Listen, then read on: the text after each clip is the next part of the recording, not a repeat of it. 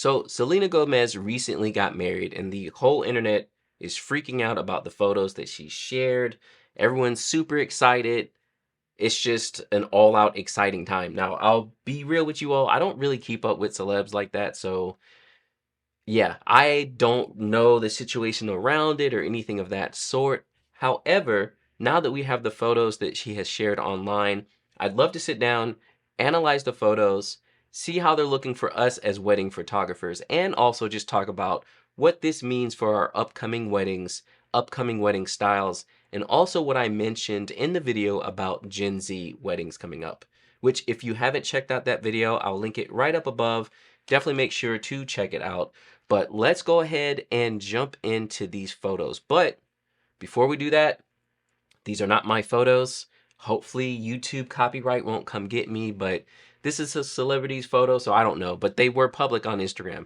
So, however, we need to give a huge shout out to the photographer, Sam Blake. I actually met her at workshops in the past, so it's kind of crazy seeing the glow up. I haven't been following her too closely recently, but yeah, she's out here killing the game. So make sure to hop on her Instagram, give her some love, let her know that I sent you her way, and just check out her work. It's absolutely beautiful. And if you want to see a photographer who does more luxury work, check out her work. It'll give you a better idea of what luxury photography looks like. Because just to be real, I am not a luxury photographer yet. That is somewhere I'm still working to get to. So again, while you're growing, and this is something I do, look at the greats who are already out there doing it. So give Sam some love, show her Instagram page some love, give her all the likes she deserves, and let's take a look at these beautiful photos she took for Selena Gomez. So I haven't really had a chance to sit down and analyze these photos super heavily. I downloaded them and just took a quick look at them. So this is really a live reaction. First and foremost, the biggest thing that stands out in these photos is that classic black and white photos are here. They're here to stay. People love them. Some photographers are kind of scared and worried to get a nice looking black and white photo, but again, film-esque photo edits and also black and whites are totally in. We can see here from this photo, there's a lot of grain on it. Again, very film looking photo, which I absolutely love. My black and whites are also super grainy like that. So it's something I suggest doing. Don't be afraid of the grain look. I know a lot of photographers who are still looking for that like super clean digital look, but trust me, you're not going to want to do that coming up because we've already talked about it. Gen Z is into old vintage stuff at this point. They want something that looks and feels more like the film does. You can see that with cameras like the X half coming out. Instax is being pretty popular. Younger kids buying film cameras into vinyl. And I mean, honestly, as a millennial, we kind of did it ourselves as well. So again, that old school style is something you're going to want to get on the photos. Also, if you were keeping up with Selena's photos, the first thing she actually showed to everybody was screenshots from what looked like a Super 8 video. And I'm not sure, I think there was like a controversy about it because she was screenshotting the photos. But either way, Super 8 is extra film looking. And if you saw those screenshots, like, that's what Gen Z wants, y'all. That's what the famous people are doing. That's what they see. I mean, look at Taylor Swift's engagement photos. It was kind of the same thing. So, super film-esque photos. Now, as far as this photo is concerned, this is a candid moment. And again, if you don't shoot candid photojournalism, this is it. This is a genuine moment with a beautiful hug that's happening that she just caught as it was happening. With candid photos, you always have some kind of background element sometimes. While this photo is extremely clean, we do see this assistant or whoever this is dealing with her dress in the back, but that's not the focus. And this is what I tell people all the time. You shouldn't be so worried about what's happening around the photo to stop and break up the moment. You should just let these moments happen.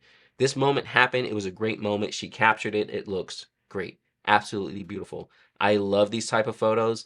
The black and white looks great. The grain on the photo looks absolutely amazing. Here again is another black and white photo. Honestly, from this shot, which is hard to tell because these are lower res photos, but the focus looks like it's a little off, and or that was the look that she's going for. Again, film-esque. We don't need everything to be extremely crisp and perfectly focused. Honestly, it might actually even straight up be film. I don't know. She probably shoots hybrid because the grain on this photo is very film. Even this almost looks like a hair fiber or something. I can't tell. So this may be straight up film. So again, nice, beautiful black and whites. You want things to look film. This is a great moment, probably at a reception or cocktail hour. They're just hanging out by themselves. Another big thing to keep in mind, again, people are always so concerned about everything that's happening, but candid moments in photojournalism is in. Look at this. We got drinks. We got a coffee cup. We got these annoying straws. We got someone's napkin hanging off the side. We got a purse just chilling. Like, it's fine. It is okay. That stuff can be in your photos. Clearly, we don't want it to be overshadowing the photo in too much, but moments matter more than a clean photo. Moments matter more than perfect sharpness on a full frame camera at f4, because like people care too much. Like, photographers, get out of your own way, because these photographers are making bank money shooting luxury weddings. And again, they're not over here being as technical as possible, but they know what they're doing. So again, this is a great photo. You see, we got shoes just hanging out.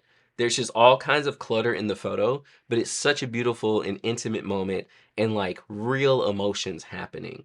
So again, black and whites, get up on your black and whites and make sure you're looking for these photojournalistic moments. This one's great. This looks like before a cake cut. Honestly, it looks kind of like a private cake cut as well. Like they created a little scene where they could go do the cake cut away from everyone else. However, again, it's hard to tell from photos because for all we know, we have the guests sitting in the back watching them while they're doing their cake cut. But this seems more private to me. Now, again, this looks like off-camera flash to me, but we're seeing much more of a direct flash look.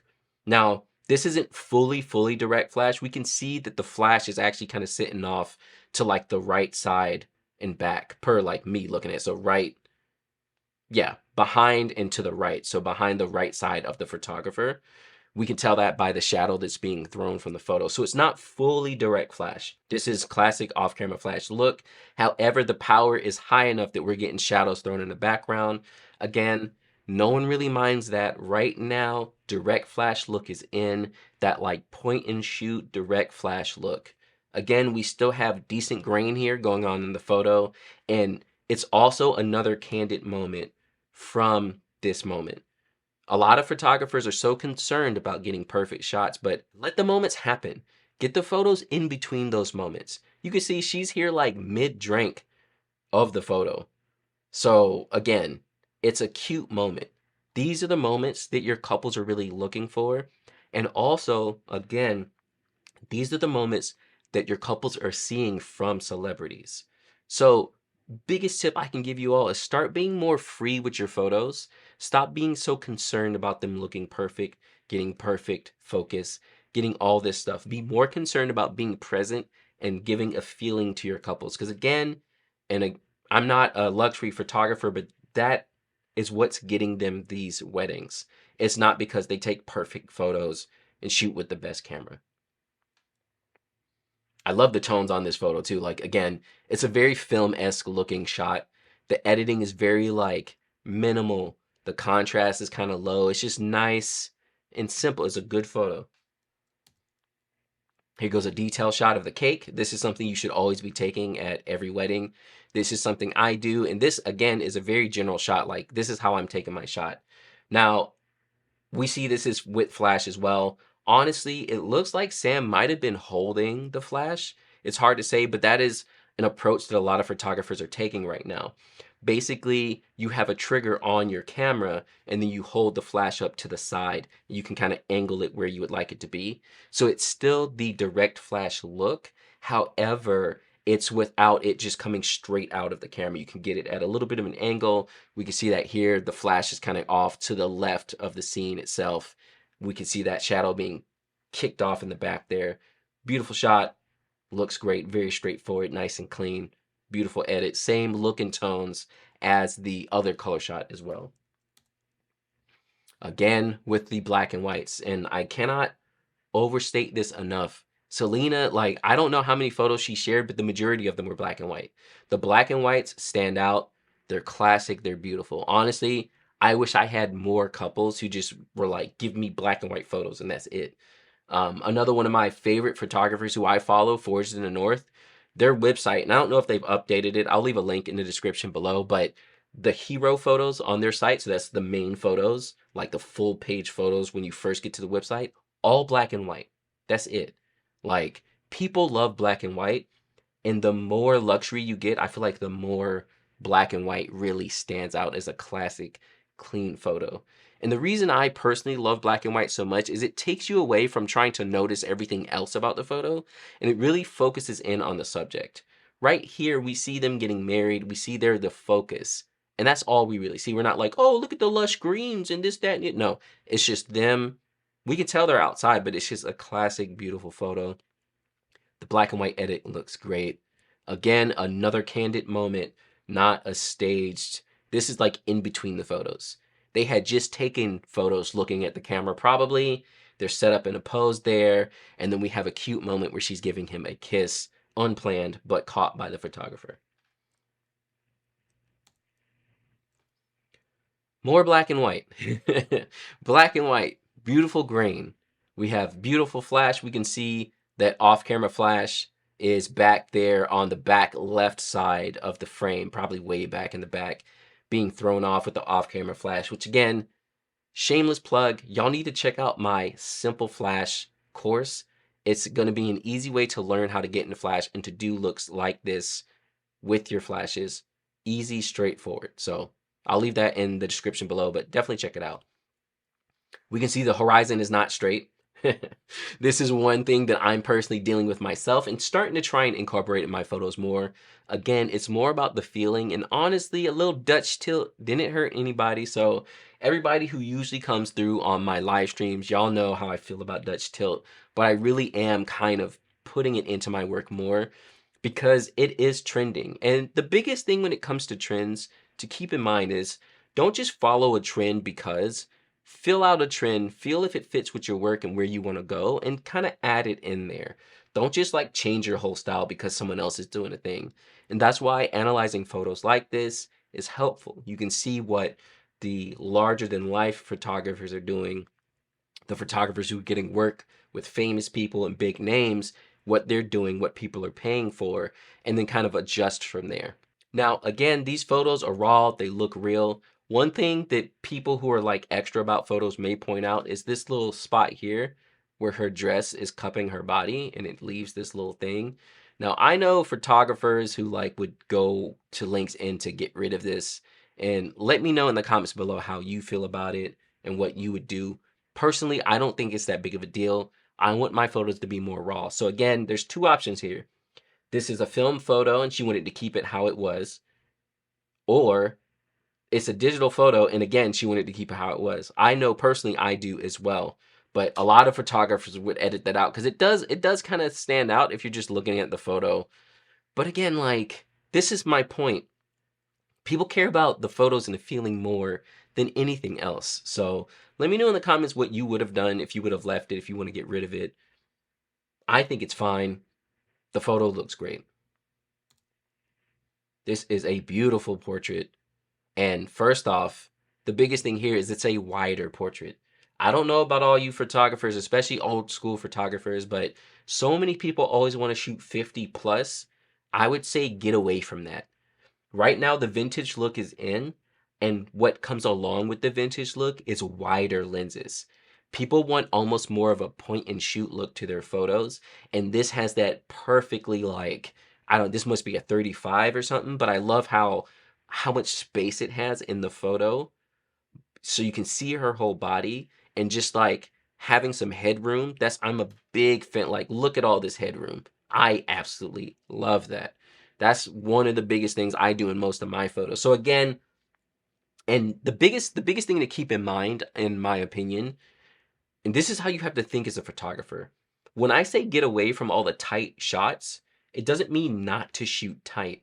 But there's so many photographers who just so, I take all my portraits on an 85, and all they do is 85 everything. Like, back up, get a good handful of these wider shots like this, and then get your tighter shots. and then get your details. It's a process and it should look like that. That's what I do every time. Start out with a nice wide shot. So this would have been like a shot I would have taken. After that, I would have immediately been like, keep your hands how they are. Close up horizontal and vertical of her hands. Close up of maybe like the edge of her shoulder with the dress coming down the side. You know, side of her face looking off to the side. Like, that's what you want to do. Get the shoes, get the details of the dress. Boom, boom, boom, boom. That would take me 5 minutes. But I have that whole arcing story rather than just being like, oh my God, I'm taking portraits and then shooting everything at 85. Don't do that. And again, that's why I shoot with two cameras. I know a lot of people will say like, oh yeah, a zoom makes more sense. You can zoom in and out, but being able to just adjust by changing a whole camera and knowing like, okay, I'm wide now. These are the shots I'm getting. Now I'm tight now. These are the shots I'm getting. It really adds to the flow of the photos and how things are going to look. This is a gorgeous shot though. Tones are great. Again, there's some beautiful grain on it, film-esque look. These are lower quality photos, so, you know, it's not the greatest looking in the world, but so good, so clean. Just, so good. Here's another dress shot. So it looks like what she had multiple dresses. Yeah. I love this dress. This dress is really good. I'm an open shoulder guy. Like I love open shoulders on dresses. So again, full dress shot. This is very straightforward. I usually do one of these poses as well. I love these like nice simple poses. And again, one of the biggest things I'm getting on my wedding days are solos of the couple. Don't miss your solos. Like I feel like sometimes if I don't get the solos, that I feel like it ruins the whole day for me personally. Again, your couple's probably not going to care as much, but definitely get your solos in, especially of the bride. These are something you can do real quick in the middle of your portraits. So when you're together with the couple and you're taking portraits, have the groom step out for like 5 minutes. Take one of these shots real quick. The looking over the shoulder is classic, easy to take. Again, black and white. Black and white photos are classic. They look great, even outside. And that's one thing to point out because some people would think like, oh, black and white's better for like more industrial looks or indoor looks, not for the greenery. It looks great everywhere. Black and white is good. Here's another portrait, and this is kind of the same thing, right? Like this time she's now facing us directly, but we're still in that same location. She stepped back a little bit. This one's a little bit closer. This looks more like a 50 mil, but it's still a nice wide shot, full body. And again, who knows about the crop? Because Instagram can change the crop some. But look, oh no, we cut off the toes. Y'all stop caring so much about all that little, like, don't crop at the ankles, don't crop at the knees. That stuff matters, but like, just photographers get too hung up on some of this stuff and they just they miss so much. There's so much more going on to the photo than being concerned on where you're cropping the photo at. And I know I'm probably going to get a bunch of heat for that, but I kind of don't care. Like, it is what it is. Take the photos, make them look beautiful, get it done, and stop being so concerned about all those things. Obviously, they matter, but rules are meant to be bent or broken. So keep that in mind, especially if you're a newer photographer still getting into it. This is another great, gorgeous shot. Same perfect tones, lighting is great. No flash here, all natural. That's a big thing to keep in mind as well. All the daytime shots are all natural light, it looks like, and then all the nighttime are with flash. Here we go on some closer detail shots. Now, I take this back because this is actually the same set of photos, it looks like. However, Sam decided to take a flash out for this one, which gives it more of a nighttime feel. But again, getting the details of the wedding dress are huge. This is a tight detail shot, and this is kind of my point. Take your wider shots and then pop in closer for the details. Do this at every wedding, and again, it's easy to pull off. You don't have to do a bunch of stuff or even change the pose too much. You can easily say, hey, grab this side of your dress. I really want to get the details. Put your hand here. Boom, there it is. Beautiful shot. We have some flash, which is helping the dress stand out some more. And we still have a very film-esque look to the photo as well. Again, beautiful portrait. And this is what I was saying. This is a closer up. This is probably more of an 85 maybe from further away, or a 50. It's a little hard to tell. It looks like an 85 to me. Let me know what you think it looks like. Again, very straightforward editing, film-esque editing, simple pose. We're still doing the soft hands here where you have them kind of holding each other. I like that or I'm a big fan of like the hold your wrist if it looks comfortable. The biggest thing I can say with posing your bride is do whatever her body is going to like mold into naturally. The biggest thing that's hard for photos, in my opinion, is that people get self-conscious when they know someone's taking a photo of them, but before they start posing, before they start thinking and doing what they think they should be doing, wherever their body falls, find that. That comfort will be closer to the pose you're going to end up using. As long as they're not just standing there like, "Eh," which no one's going to do. Like, whatever they end up naturally moving into is generally where I want to have them close to because they're comfortable. And they'll do it. They'll do it every time before they start posing. They'll stand some kind of way that's the comfort way and then be like, that's what I want. Don't change it. And then just adjust them from there. So, beautiful photo, side shot. This is almost exactly what I was talking about too, as far as details. A nice side shot, closer up. And then again, if I were shooting this exact scene at this moment, I would get into the hands, into the hair, close up on this part on the dress on the top there. Just all of that stuff. Another beautiful black and white. I'm assuming this is at the ceremony, but it looks like it's after the ceremony. So just a typical walking shot. Again, I don't know if this is on film, but first off, we have our direct flash again. And also, it looks like, and it's hard to tell because it's a little low resolution, but again, she's shooting this at like f1.8 or 2 or something. Selena's a little bit out of focus comparative. So like, again, they're not on the same plane of field. She's a little bit behind.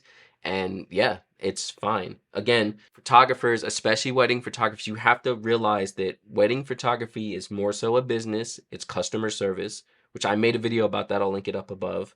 And also, it's more about the feelings and the overall experience you're giving your couples, not perfect photos.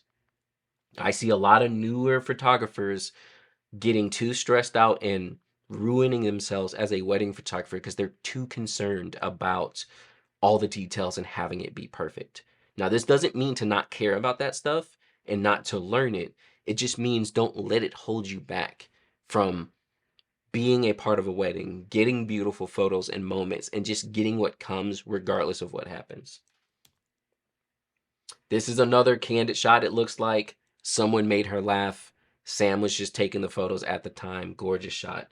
Beautiful smile. Again, this is a tight, I don't maybe a 50?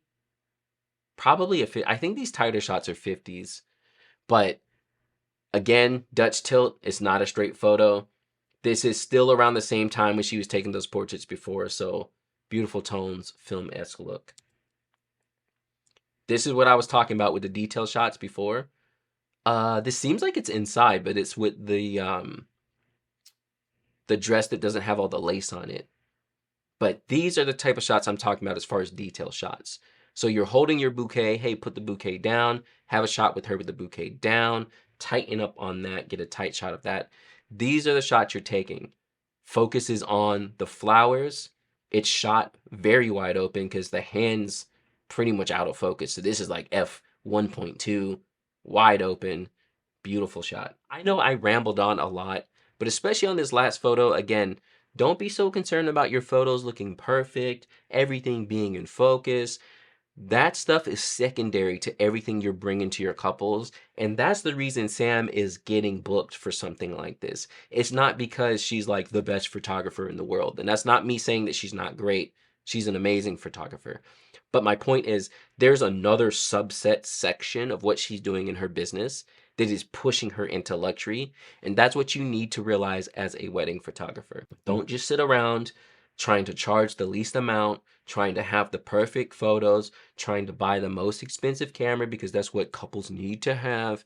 That stuff doesn't matter as much. So again, definitely go show Sam some love on her Instagram page and Keep an eye out on what's going on. Big changes coming to wedding photography in the next couple of years with Gen Z getting in there. So be prepared for that and make sure you're not letting your photography business get stagnant. So again, here is that video about Gen Z weddings, and I hope taking a look at these photos was helpful for you. If so, like and share this video, and I will catch you all next time.